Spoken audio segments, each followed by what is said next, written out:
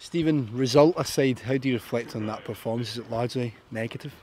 Well, I'm disappointed because I expect more of certain players. It's not my career I'm playing for, it's their career, and that was almost the message before the game was, you know, go and make a mark in the game. Go and do something a bit different that you've done before, that the manager might take away from it and think, do you know what, he's further ahead than what I thought, he's got more of an opportunity than what I thought. And I just felt when the moment arrived, a few of them let themselves down. Listen, they don't mean to. You know, they don't mean to have a poor game or have a poor touch, but when it's a tactical thing that you speak about and people make wrong decisions on the basis of that, when you're having meetings and you ask them do they understand and they say yes, you almost think, right, okay, they've got it a little bit. So it's basically going back over small things in the game, you know, trying to understand their position for them, trying to give them options again. And it gets to the stage where you think, if they're not listening or it's not working, then something's not right somewhere. So that's for the bigger picture. But in general terms of the game, we're disappointed. Listen, I thought they were good first half. You know, the real appetite about them, they really did. It's the one thing you have to match in football is the appetite of the opposition. You've got to have a little bit of a go and be strong and be brave at it.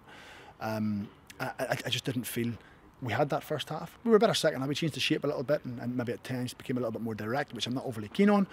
But sometimes it's must for games. We then get ourselves back in the game and I think, go and win the game. We seem to be in the ascendancy. Then we get another dreadful goal. But that's life, you know, you get that with young players, a little bit of inconsistency, errors, mistakes. Do I get frustrated? Extremely. But we love what we do. And when you see someone of like Barry Maguire's performance this afternoon, that inspires me a little bit. It makes me feel a little bit better tonight, knowing I can go to my bed, sleep, and think Barry's improving no ends at all. So he was the standout player for us. But overall, yes, not negative, but probably disappointed. One of the things you've always spoke about, Craigs, is that consistency level that you want to see from these boys. We're starting to see it with a few of the boys like Barry Maguire at the back. That must be, like you mentioned, hugely positive.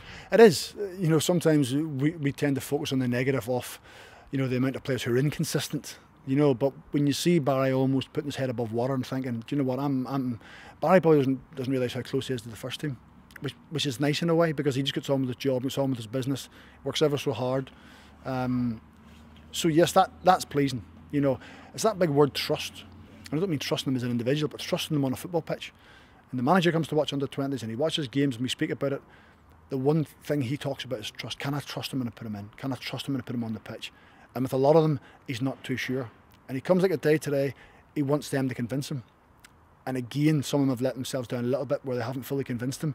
Barry's probably convinced him a little bit more, which is the positive side of it. So if he goes away from today thinking, you know, I've maybe got one other player from a first team squad who's closer than what I thought, then that's a huge positive for Barry and also for the team. Craigs, thanks again for your time as always. Cheers, boys. Thank you.